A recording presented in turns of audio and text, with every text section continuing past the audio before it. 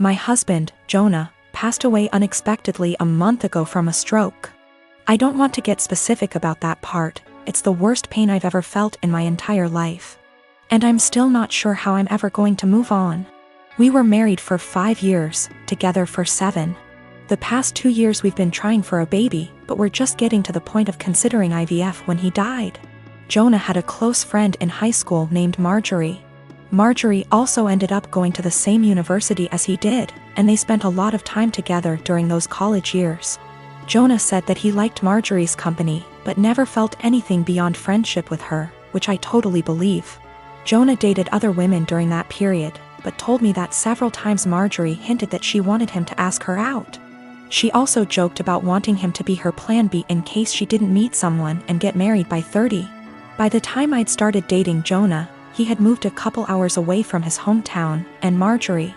Despite this, Marjorie immediately began finding excuses to come to our town and hang out, which usually involved her encouraging us to go drinking, and then her passing out on the couch at Jonah's apartment.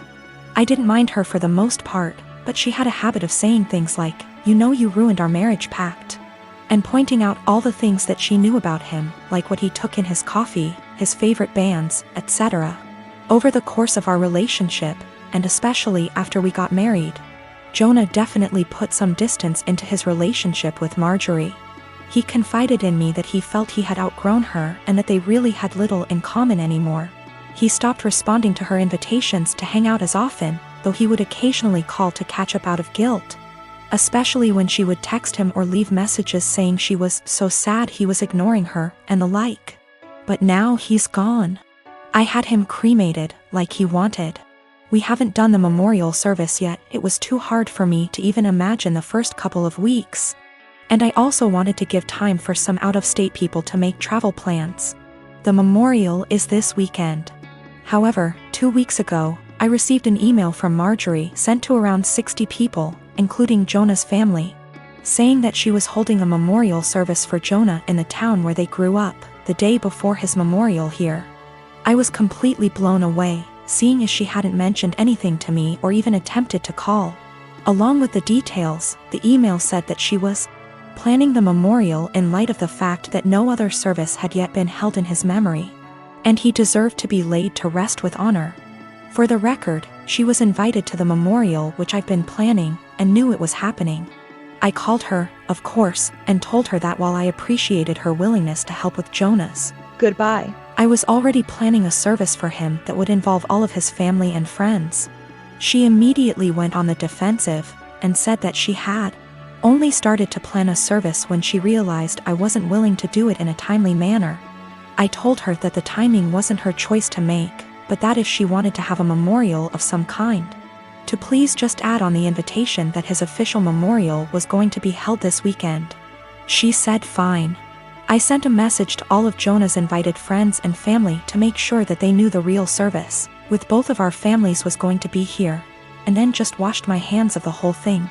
This week I received a message on Facebook from Jonah's cousin, saying that Marjorie, who has apparently blocked me on Facebook, created an event for Jonah's official memorial service, her memorial, and invited everyone she possibly could.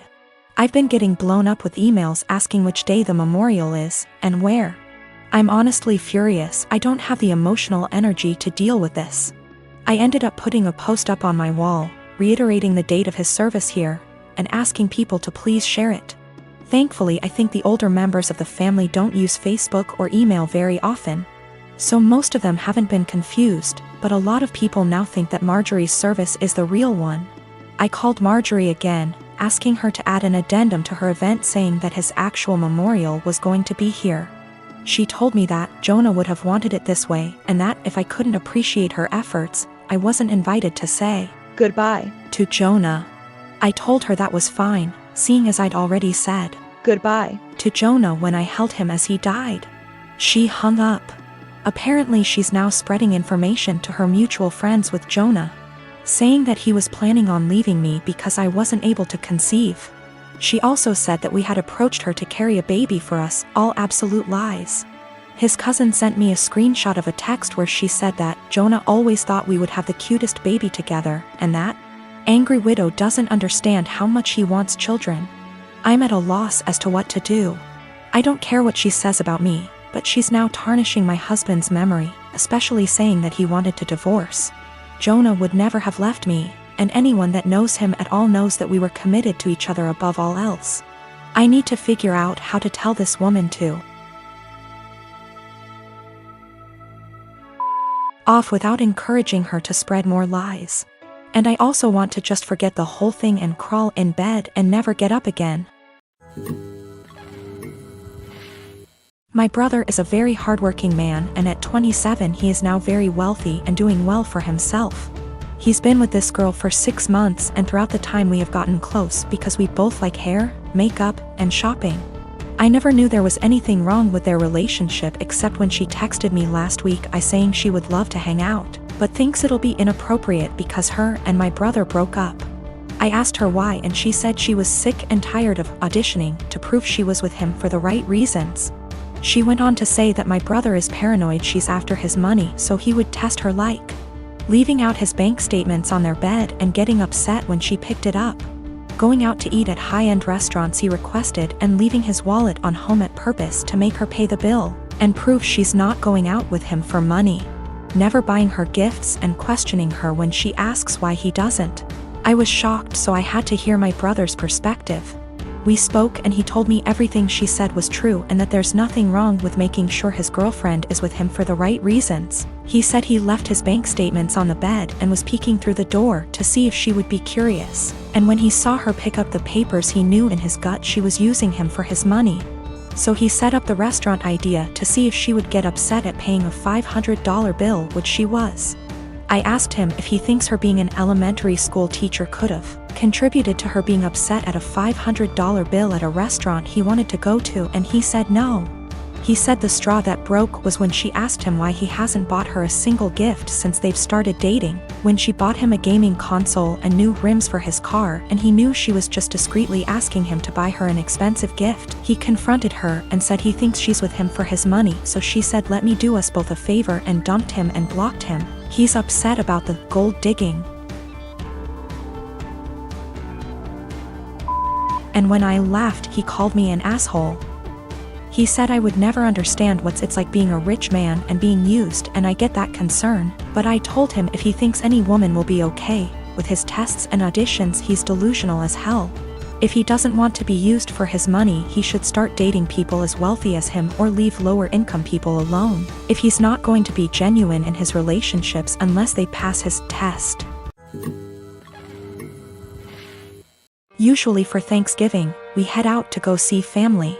Someone else always hosts. We typically help sponsor the host by paying for cleanup, etc.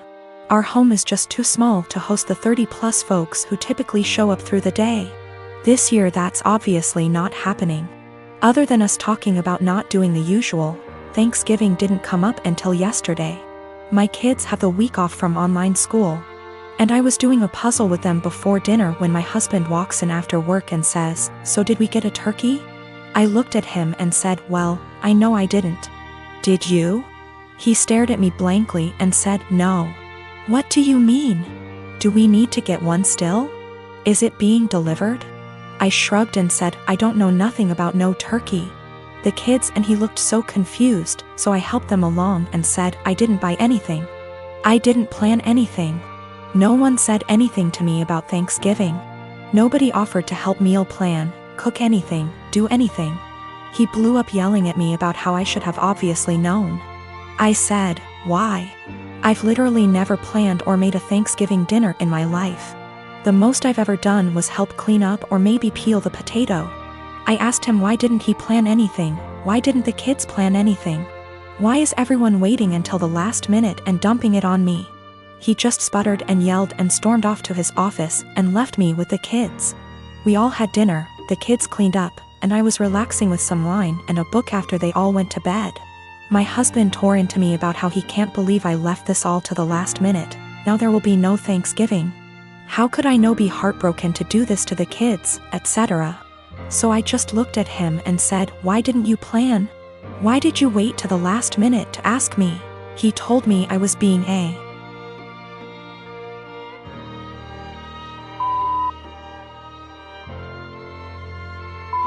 for no reason and stomped off to go sleep in his office. He left without saying a word this morning. I followed up with my kids and asked them if they wanted Thanksgiving. They said they didn't care because the food isn't that good most of the time anyway. I work as well. We split chores, but there's no hard line. I do some, he does some. We both cook, and the oldest cooks as well. I just don't get why Thanksgiving is on my plate. Why, just because I'm a woman?